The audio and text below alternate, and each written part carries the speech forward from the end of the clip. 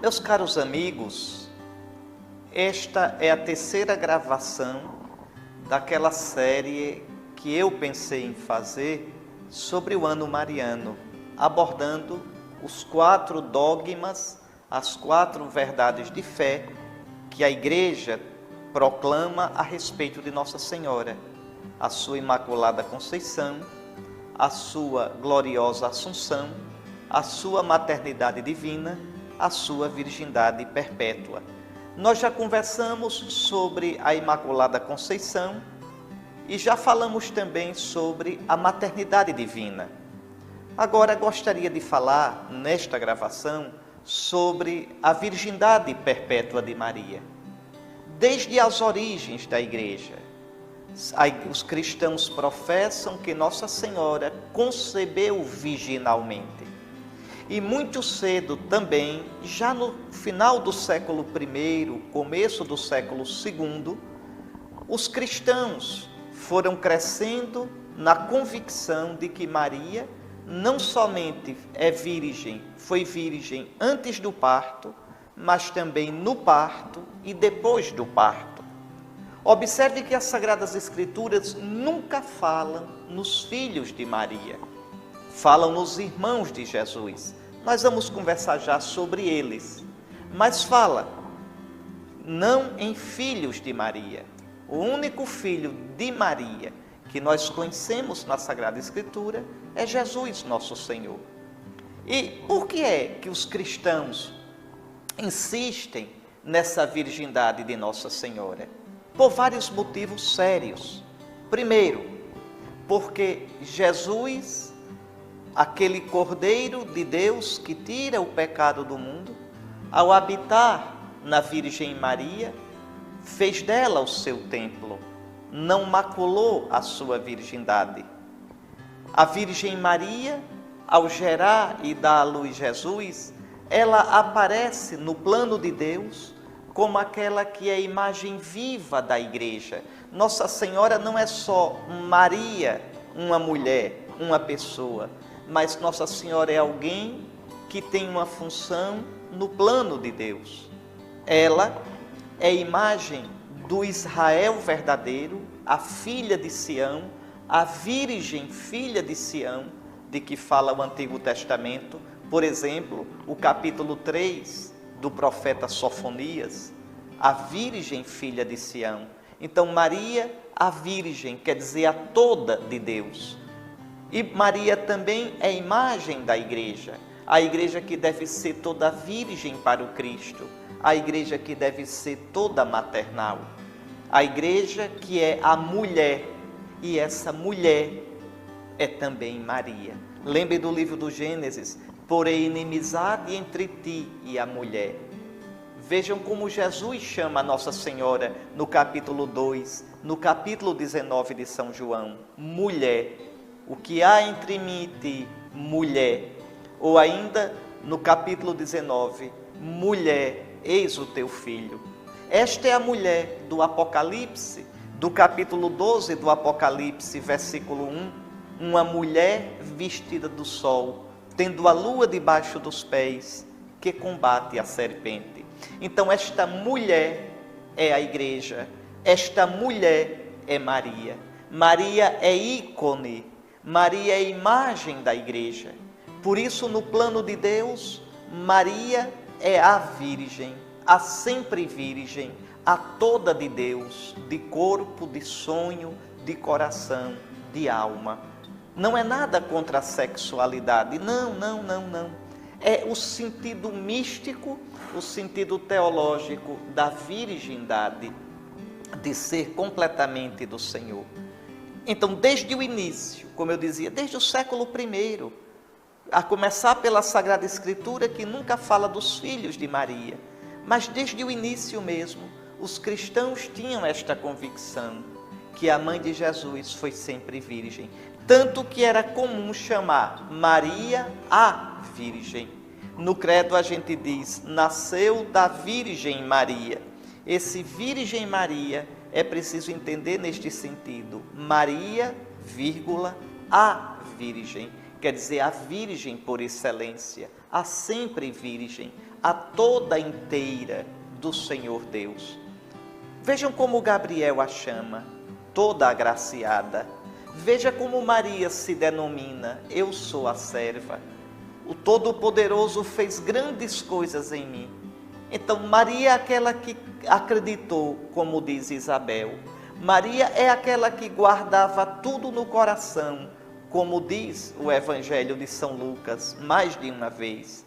É essa inteireza de alma, esta inteireza de entrega, toda totalmente a Deus. É isto que a Escritura mostra em Nossa Senhora. A sua virgindade física é expressão dessa virgindade de coração. Você pode dizer, mas na Sagrada Escritura existem elementos que deem alicerce, que justifiquem essa convicção da Igreja? Claro que existe, claro. Não é por acaso que os primeiros grandes doutores cristãos afirmaram essa virgindade. Santo Irineu, São João Crisóstomo, São Gregório de Nissa, Santo Atanásio, Santo Agostinho, Santo Ambrósio. Depois o 8º concílio ecumênico, o 3º de Constantinopla, dogmatizou isso, colocou como dogma mesmo, no ano 680 da nossa era. Maria é virgem antes, durante e depois do parto. Ora, primeiro o Evangelho de Mateus, no capítulo 1, a virgindade de Maria antes do parto. E é interessante que Mateus, no capítulo 1, versículo 25, cita Isaías: a virgem conceberá, a virgem dará à luz um filho, ao Deus conosco. Então a mãe de Deus, veja, virgem concebeu e virgem deu à luz. A virgem conceberá e dará à luz um filho. Essa passagem, essa aplicação que São Mateus fez da passagem de Isaías 7, foi motivando a Igreja a ver a virgindade perpétua de Maria. Depois também o capítulo 1 de São Lucas, a mesma coisa. São Lucas vai mostrar que Maria foi virgem antes de conceber. Mas eu citei Mateus, capítulo 1. Queria chamar a atenção do versículo 25. Lá São Mateus diz que José não conheceu Maria até que ela desse à luz. E aí as pessoas podem entender errado, podem compreender, olha, se José não conheceu Maria até que ela desse à luz, depois que ela deu, José conheceu. Não. Em grego, a expressão grega eos, até que, não quer dizer que depois que as coisas tinham mudado. Eu lhe dou um exemplo. Na primeira carta aos Coríntios, no capítulo 15, versículo 25, São Paulo diz, falando de Cristo: é preciso que ele reine até que tenha colocado todos os inimigos debaixo de seus pés. Até que. Depois que colocar os inimigos debaixo dos pés, vai deixar de reinar? Não, vai continuar reinando. Então Cristo vai reinar até que tenha colocado os inimigos debaixo dos pés e depois continuará reinando. Do mesmo modo, José não conheceu Maria até que ela desse à luz e depois também não a conheceu. É assim que a Igreja entendeu. O que eu quero dizer é que este até que de Mateus 1:25 não significa que depois que o comportamento de José mudou. Depois os irmãos de Jesus. A Escritura nunca diz que esses irmãos de Jesus são filhos de Nossa Senhora. Você sabe, na Sagrada Escritura o termo irmãos não diz somente a filhos do mesmo pai ou da mesma mãe. Irmãos significa, exprime qualquer parentesco. Lembre de Abraão e Ló. Abraão é tio de Ló. E, no entanto, Abraão diz, lá em Gênesis capítulo 13, versículo 8, nós somos irmãos. Diz a Ló isto. E não são irmãos, são tio e sobrinho. E há tantas outras passagens da Sagrada Escritura, do Antigo Testamento, que mostram na mentalidade semita, na mentalidade dos judeus, a palavra irmão, usada para qualquer parentesco. Gênesis capítulo 29, versículos 12 e 15. Gênesis capítulo 31, versículo 23. O primeiro livro das Crônicas, no capítulo 23, versículos 21 a 23.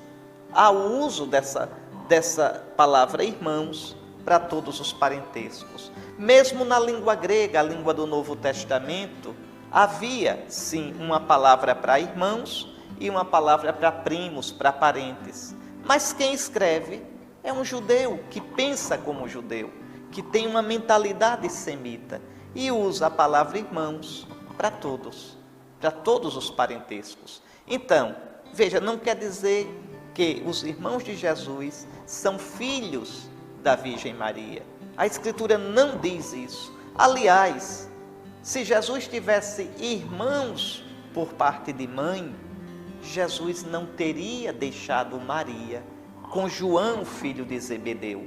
Está lá no capítulo 19, versículos 25 a 27 do Evangelho de São João. Jesus entrega sua mãe a um estranho, a um não parente, uma coisa inconcebível no âmbito do judaísmo, no âmbito semita. Por que Jesus faz isso? Porque não tinha irmãos de sangue, não tinha filhos. Maria não tinha outros filhos. Então a Escritura é clara. Depois tem ainda uma coisa, se você olhar Marcos, capítulo 6, versículo 3, não é? Lá em Nazaré, os nazarenos vão dizer, esse não é Jesus, o filho do carpinteiro? Seus irmãos, suas irmãs não moram conosco? Tiago, Josete, está lá, Marcos, capítulo 6, versículo 3. Só que ao pé da cruz, no mesmo Evangelho de Marcos, capítulo 15, versículo 40, São Marcos diz quem é a mãe desse Tiago, desse Josete, de uma tal de Salomé. É uma outra Maria. Não é Maria, mãe de Jesus. Está lá. Pode olhar, Marcos, capítulo 15, versículo 40. São Mateus também vai falar dessa mãe dos irmãos de Jesus. Mateus 27, 52. E vai dizer em 28:1, versículo 28:1, é a outra Maria. Não é a mãe de Jesus. A tradição da igreja sempre garantiu que Maria é virgem antes, durante e depois do parto. Você pode perguntar, mas como Maria é virgem durante o parto? São João Crisóstomo, no século IV, dizia assim, pregando numa noite de Natal, hoje a Virgem concebeu e deu à luz virginalmente. E tu me perguntas, como foi isto? Pois eu te digo, aquele que me ensinou a crer no mistério, ensinou-me também a não fazer perguntas inconvenientes sobre ele. Aí, o silêncio de Deus. E São Basílio Magno, grande doutor da igreja, também dizia, repugna ao povo cristão pensar que o Cordeiro sem mancha, o Salvador, tenha maculado a virgindade de sua mãe ao nascer. Então, Maria sempre virgem, como a igreja deve ser. Maria virgem na alma, virgem porque guardou a palavra de Deus. E essa virgindade tomou conta também, é expressa também no corpo de Nossa Senhora. Aquilo que ela é, no seu corpo e na sua alma, nós devemos ir nos tornando pela graça do Espírito Santo, na nossa alma, no nosso coração, por um coração indivisamente para Cristo, e no nosso corpo, pela virtude da pureza, da castidade, expressão de que o Senhor é Senhor também do nosso corpo e não só da nossa alma, Senhor de todo o nosso ser, Redentor da inteireza nossa em corpo e alma. Que pelas preces da toda Virgem, de Maria a Virgem, nós possamos alcançar o sonho de Deus para nós. Amém.